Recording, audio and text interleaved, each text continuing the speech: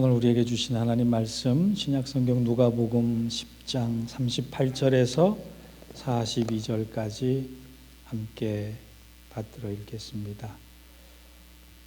제가 한 절 읽고 여러분 한 절 읽겠습니다. 그들이 길 갈 때에 예수께서 한 마을에 들어가심에 마르다라 이름하는 한 여자가 자기 집으로 영접하더라. 그에게 마리아라 하는 동생이 있어 주의 발치에 앉아 그의 말씀을 듣더니 마르다는 준비하는 일이 많아 마음이 분주한지라 예수께 나와 이르되 주여 내 동생이 나 혼자 일하게 두는 것을 생각지 아니하시나이까 그를 명하사 나를 도와주라 하소서. 주께서 대답하여 이르시되 마르다야 마르다야 내가 많은 일로 염려하고 근심하나 같이 읽겠습니다. 몇 가지만 하든지 혹은 한 가지만이라도 족하니라. 마리아는 이 좋은 편을 택하였으니 빼앗기지 아니하리라 하시니라. 아멘.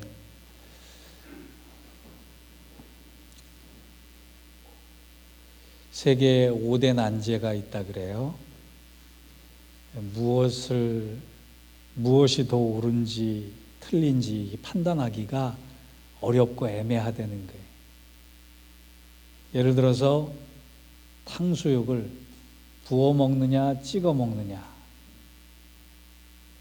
무엇이 옳은지 우리는 잘 모릅니다. 과자 봉지를 위에서 뜯느냐 옆으로 뜯느냐, 이것도 무엇이 옳은지 무엇이 틀린지 잘 모릅니다.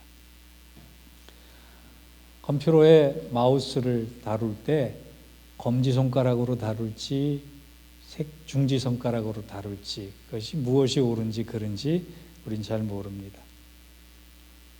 또 바나나를 먹을 때 바나나를 꼭지부터 딸지 앞쪽에서 딸지 무엇이 옳은지 어렵기만 합니다.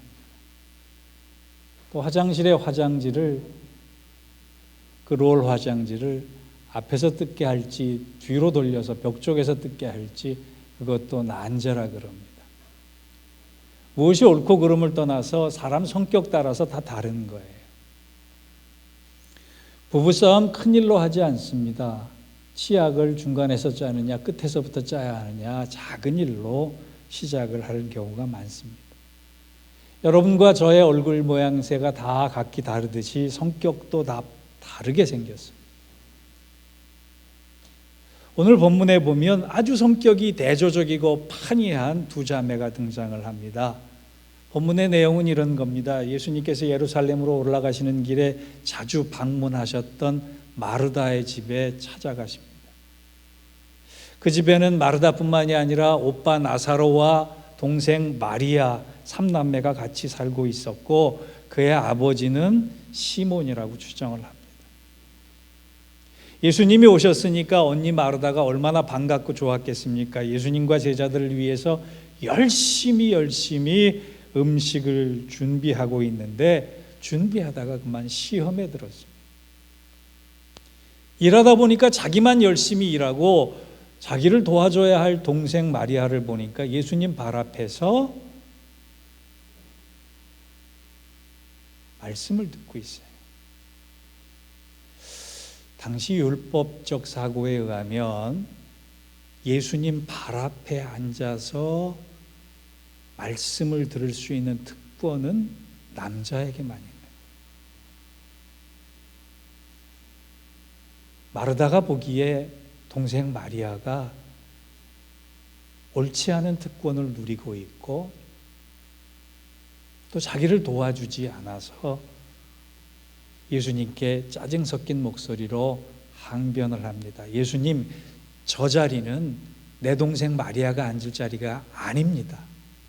쟤 빨리 빼서 나 좀 도와주라고 말씀해 주십시오. 이해가 되시죠? 그때 예수님께서 뭐라 그러시느냐? 너 여자가 지금 내 앞에 앉아 있는 거 틀린 거야. 빨리 가서 언니 도와주고 부엌에서 음식 마련해 라고 말씀해 주셨으면 참 좋았겠는데 마르다가 듣기에 예수님께서 자신을 책망하고 마리아를 두둔하는 말씀을 해주셨다. 이것이 오늘 본문의 내용이에요. 전통적 해석에 따르면 마리아는 말씀을 중시 여겼기 때문에 높은 신앙이고 마르다는 몸으로 시간을 때웠기 때문에 낮은 신앙이다라고 하는 얘기를 참 많이 합니다. 대단히 잘못된 시각이에요. 여러분, 오늘의 본문의 뜻을 우리가 오해하고 있는 거예요. 마르다를 팥쥐, 마리아를 콩쥐 정도로 이해하고 있는 사람들이 참 많이 있습니다. 대부분의 메시지가 일 중심의 사람인 마르다는 본받지 말고 말씀 중심의 사람인 마리아를 본받자라고 하는 게 초점을 맞춰질 때가 참 많이 있어요. 저도 그런 설교 많이 들었습니다. 그런데 예수님께서 말씀하신 진정한 뜻은 봉사하는 것이 말씀을 듣는 것보다 수준이 낮아서 두 번째 가야 할 순위고 너희는 무조건 말씀을 더 중요시 여겨라, 그런 뜻이 아니에요. 여러분, 교회 봉사 아무나 하는 거 아닙니다. 교회 봉사하는 사람이야말로 성숙한 신앙을 가졌다는 증거이기도 해요. 아무나 할 수 없는 거예요. 몸과 시간과 물질과 에너지를 들이는 믿음의 고백이 가능한 사람이 봉사하는 거예요. 예수님께서는 봉사가 말씀보다 뒤에 있다, 이런 뜻으로 말씀하신 게 아니에요. 그럼 본문의 뜻을 어떻게 해석해야 되느냐? 두 가지로 우리는 중요한 초점을 잡아야 합니다. 주님이 마르다에게 하신 말씀의 첫 번째 뜻은, 첫째, 분주할수록 너의 마음 안에 하나님의 목적을 잃어버리기 쉽다라고 그 말씀하신 거예요. 마르다가 무척 바빴습니다.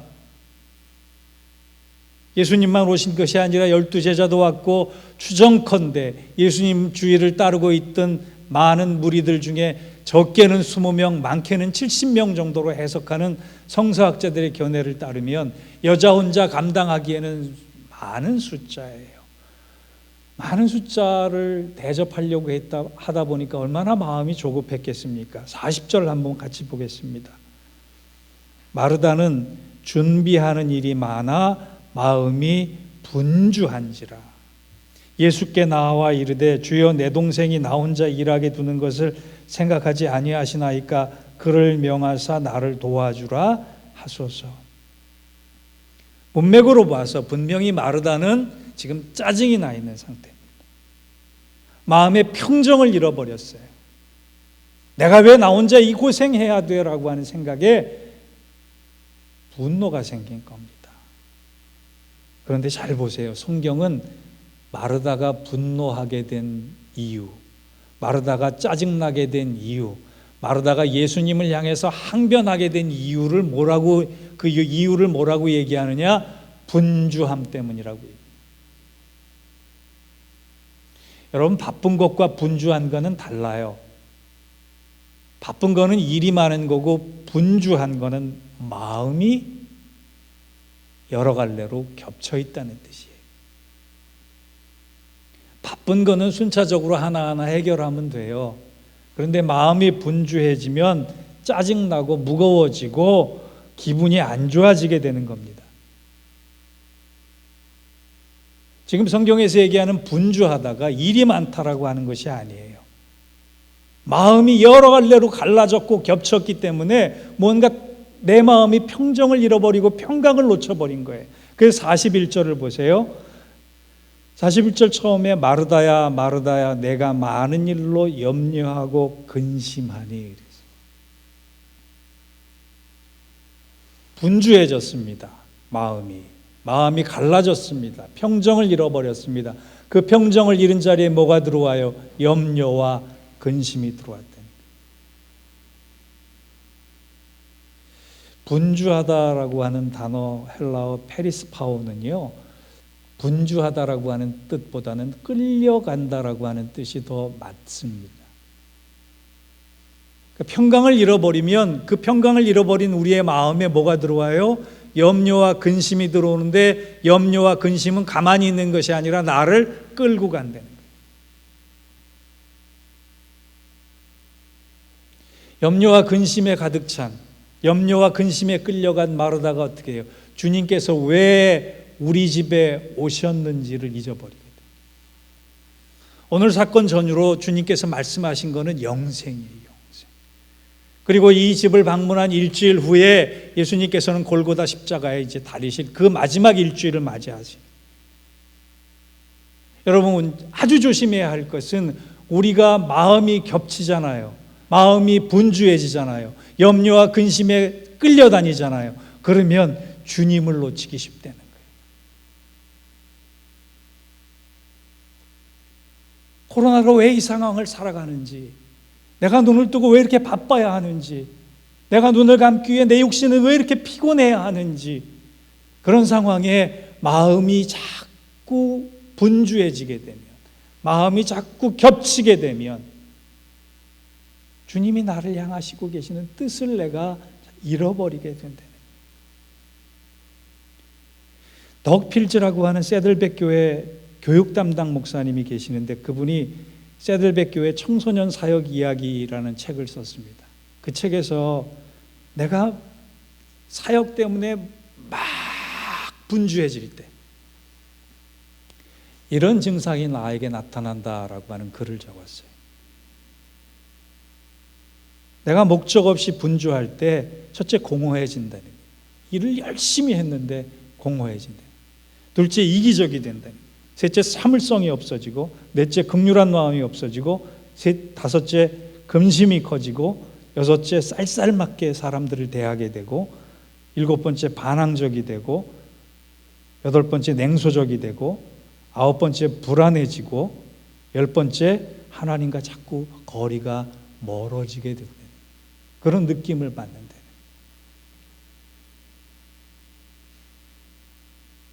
주님을 놓치면 우리가 일상에서 누릴 수 있는 평강을 다 빼앗기고 맙니다.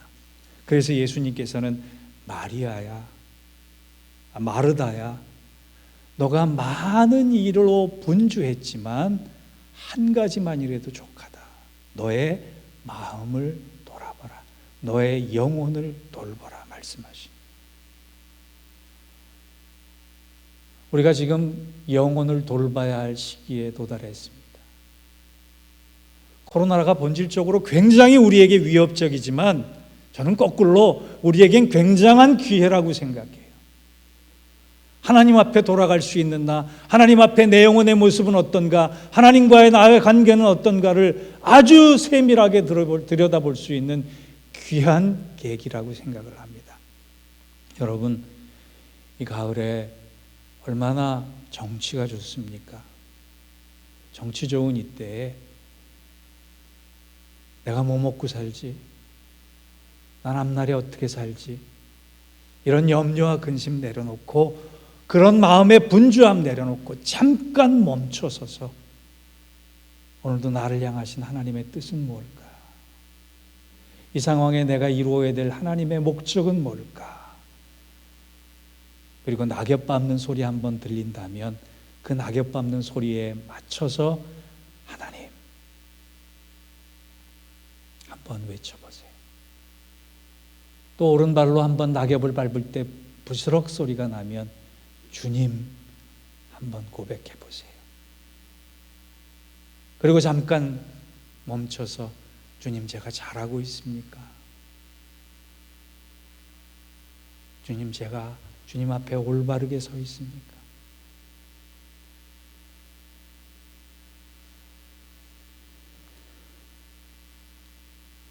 하루에 누구든 한 번씩 운전합니다. 자동차 시동을 켜기 전 1분만이라도 주님, 오늘도 감사하게 해 주옵소서. 주님, 오늘도 주님을 놓치지 않게 해 주옵소서. 그렇게 기도해 보시기 바랍니다. 계단을 올라갈 때 왜 이렇게 계단이 높아? 계단의 숫자를 세기 전에 그 계단을 올라가게 하신 주님 손 붙잡고 가겠습니다. 나지막히 고백해 보세요.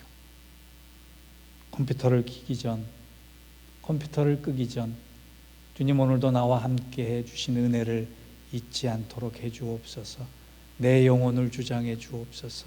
내 마음을 주장해 주옵소서. 여러분, 신앙생활보다요 생활신앙이 참 중요한 겁니다.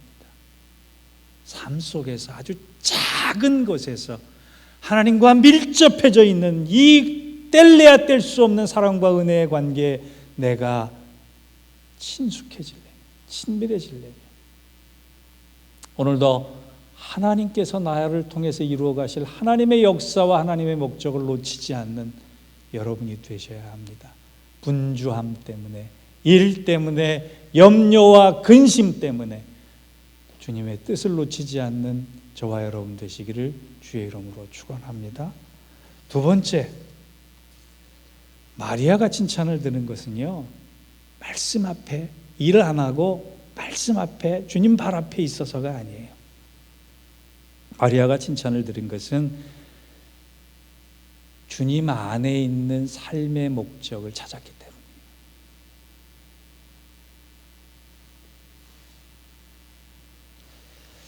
마리아가 잘한 것은요, 주님을 놓치지 않았습니다. 주님만 놓친 것이 아니라 주님의 행적을 놓치지 않았어요. 복음서에 보면 이 마리아가 3번 등장을 합니다. 3번 다 아주 특별한 모습으로 등장을 하는데 3번 모두 예수님의 발 아래에 있는 모습으로 등장을 한다는 거예요. 오늘 본문에서도 마리아는 예수님 발 밑에 등장을 합니다. 두 번째 등장하는 요한복음 11장 32절에 보면 자기 오빠인 나사로가 죽게 됐어요. 주님께서 하루 늦게 가셨습니다. 그때 예수님의 발 아래 무릎 꿇고 엎드려서 주님께서 여기 계셨다면 우리 오빠가 죽지 않았을 텐데, 그때의 모습도 예수님 발 아래 등장을 합니다. 세 번째 요한복음 12장 3절에 등장하는 마리아도 예수님의 발 앞에 엎드려서 향유옥합, 노동자의 1년치에 해당하는 그 향유옥합 한 근을 깨서 드리고 주님의 발을 자신의 머릿결로 씻는 장면이 나와요. 그런데요, 요한복음 12장에 등장하는 마리아가 왜 중요하냐? 향유옥합 한 근을 드렸기 때문에 중요한 것이 아니라 예수님께서 아무에게도 말씀하시지 않은 십자가 사역을 마리아는 이해했기 때문에, 마리아는 놓치지 않았기 때문에 모두가 반대하고 모두가 부정하는 일을 혼자서 용기 있게 감당할 수 있었다는 거예요. 마리아의 별명이 발 아래 여인입니다. 아주 중요한 순간마다 예수님의 발 아래 무릎 꿇고 있었다라고 하는 것은 예수님의 삶을 이해했다라고 하는 거예요. 이런 마리아를 향해서 주님께서 특별한 말씀 한마디를 해주십니다. 41절과 42절을 보겠습니다. 주께서 대답하여 이르시되 마르다야 마르다야, 내가 많은 일로 염려하고 근심하나 몇 가지만 하든지 혹은 한 가지만이라도 족하니라. 이 몇 가지만 하든지 한 가지만이라도 족하니라를 공동 번역을 보면 실상 너에게 필요한 것은 한 가지밖에 없다, 이 말씀이에요. 그리고 나서 마리아에 대해서 뭐라고 말씀하시느냐? 마리아는 이 좋은 편을 택하였으니 빼앗기지 아니하리라 하시니라. 여러분, 마리아는 뭐라고요? 무엇을 택하였다고요? 이 좋은 편이라고.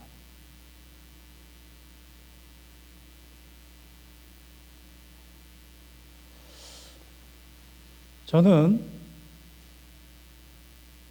좋은 편을 택하였으니 말씀하셨으면 그냥 넘어갈 수 있었는데, 이 좋은 편을 택하였다라고 하는 칭찬을 하셨단 말이에요. 헬라어를 보면, 고대 헬라어를 보면 이 이라고 하는 ten, 영어로는 더, 이 정관사를 명사 앞에 잘 쓰지 않습니다. 아주 특별한 경우에만 쓰는 케이스예요. 특별한 의미가 있는 곳에만 쓰이는 이 이라고 하는 ten, 헬라어로 ten, 영어로는 더라고 하는 정관사. 영어 성경을 보니까 For Mary has chosen the good portion이라고 되어 있어요. The good portion. 마리아가 택한 좋은 것에 대해서 굳이 예수님께서 정관사를 붙이셔서 특정한 것을 만드시고 개념화시키셔서 우리에게 말씀해 주시고 마리아를 칭찬해 주셨대. 아무리 주석을 찾아봐도 이 부분에 말씀의 답이 별로 없어요. 좋은 편에 대한 해석은 많은데 이 좋은 편에 대한 해석은 별로 없더란 말이에요. 왜 주님께서 마리아를 칭찬하셨을까 고민하다가 이름에서 힌트를 얻었습니다. 마르다의 뜻은 주인이라는 뜻입니다. 여주인이라고 하는 뜻입니다.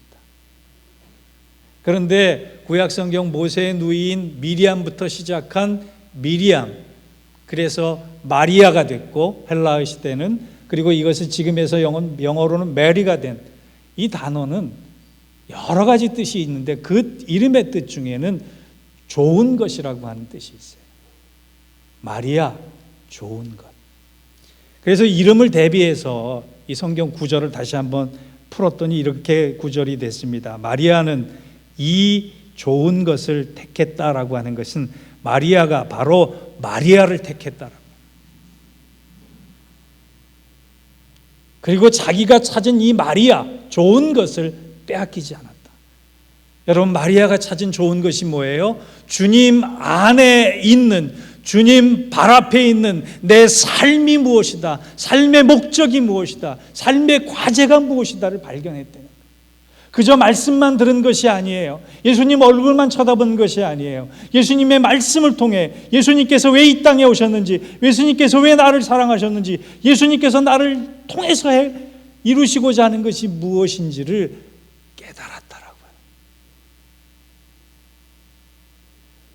그래서 한 번쯤 지나가야 될, 그냥 한 번의 사건으로 넘어가야 될 이 사건이 그의 일생을 따라다니며 예수님 앞에서 머물게 된 마리아입니다. 여러분, 주님 안에서 내 삶이 어떤 사람인가, 어떤 존재인가, 어떤 사랑이 있는가를 발견하게 되면 결코 우리는 흔들릴 염려가 없어요. 예수님께서 오늘 마리아를 칭찬하신 이 베단이라는 동네는요, 불가촉 천민, 실패한 사람들, 밑바닥까지 떨어진, 삶의 질이 떨어진 사람들이 모여 사는 빈민촌이에요. 그래서 벳아니, 슬픔의 집이란 뜻이에요. 그럼 베다니는요, 좋은 뜻이 아니에요. 그래서 베다니를 교회 이름으로 붙이는 것은 좀 애매한 케이스가 되고 말아요. 베다니는 슬픔의 집이란 뜻이에요. 그런데 슬픔의 집에 있는 마리아의 집을 방문하셔서 예수님께서 삶의 목적을 찾은 마리아를 보시고 그가 빼앗기지 않는 기쁨을 누린다. 슬픔의 집에 살면서 빼앗기지 않는 기쁨을 누린다 말씀해 주시는 거예요. 여러분, 우리가 왜 염려와 근심에 쌓여 있을 때가 많은지 모르시죠? 하나님의 뜻을 모르기 때문에. 저는 오늘 하나님을 부르며 하나님 앞에 기도하며 하나님을 의식하는 여러분에게 나를 향한 하나님의 목적이 무엇인지, 나를 향한 하나님의 사랑이 무엇인지가 절절하게 느껴지기를 주의 이름으로 축복합니다. 그것만 느껴지면 내가 아무리 슬픔 많은 집에 살아도 빼앗기지 않는 기쁨을 가지고 사는 거예요. 욥기 38장을 보면 욥이 하나님 앞에서 하나님께 항변합니다. 하나님, 왜 이렇게 감당할 수 없는 고통을 주십니까? 그때 하나님께서 폭풍 속에서 말씀하세요. 너가 나에게 왜 이 고통을 주느냐라고 질문했지, 내가 너에게 왜냐하면 그 고통의 뜻은 이런 거야 라고 설명해 주지 않으세요. 하나님이 욥에게 대답하신 말씀은 너는 누구냐라고 하는데 말씀이세요. 그러면서 고통의 뜻에 대해서는 말씀하시지 않고 나는 천지를 지은 하나님이자, 천지를 이렇게 운행하는 하나님이자, 너 주위에 있는 동물들은 이러한 특성을 가지고 있는데 그 특성이 나의 사랑이고 나의 섭니다라고 말씀을 해주세요. 그때 욥이 알아듣습니다. 이 고통의 뜻도 전능하신 하나님의 목적 속에 있구나. 전능하신 하나님의 섭리 속에 있구나. 전능하신 하나님의 인도 속에 있구나. 그러면서 욥이 하나님의 주권을 고백합니다. 하나님의 주권을 고백하고 그는 축복의 사람으로 바뀝니다. 사랑하는 성도 여러분, 혼란한 시기, 괜찮지 않은 시기를 살아갈 때 한 가지 분명한 것은 하나님은 그 혼란의 시기에도 정확한 말씀을 하고 계신다는 거예요. 근데 그 정확한 말씀은 누가 들어야 하느냐? 바로 우리 자신 각자가 들어야 합니다. 제가 듣고 여러분에게 전달해 줄 수는 없어요. 깊어가는 가을에 마더 테레사가 날마다 했던 기도, 하나님 앞에 내 자신이 누구인지 날마다 깨닫게 하옵소서. 이 기도를 들으면서 고통 중에, 번민 중에, 염려 중에, 근심 중에 오히려 하나님의 음성을 더 선명하게 들을 수 있는, 그래서 마리아가 받았던 칭찬이 여러분을 향한 칭찬이 될 수 있기를 주의 이름으로 축원합니다. 기도하겠습니다. 하나님, 몸과 마음을 정결하게 하고 오직 주님만 바라보는 나의 시선과 삶의 시간들이 되게 하여 주옵소서. 괜찮지 않은 시간에 괜찮은 사람이 되기 위해서 하나님께서 나를 향해 세우신 그 뜻과 목적을 발견하고 놓치지 않는 사람 되게 하여 주시기를 원합니다. 혼란스러운 시간에 가장 명백하고도 가장 깨끗한 하나님의 음성을 듣게 하여 주시고 그 일을 위해 신앙생활이 아니라 생활신앙 속에 하나님을 만나고 하나님 앞에서 깨달은 것을 가지고 빼앗기지 않는 기쁨의 사람으로 살아가게 하여 주옵소서. 이 가을에 우리의 신앙이 성숙하고 더 깊어져서 하나님과 날마다 동행하는 기쁨과 찬송을 올려드리게 하여 주시고 전할 수 있는 사람 될 수 있도록 우리에게 은혜 위에 은혜를 더하여 주옵소서. 예수님의 이름으로 기도하옵나이다. 아멘.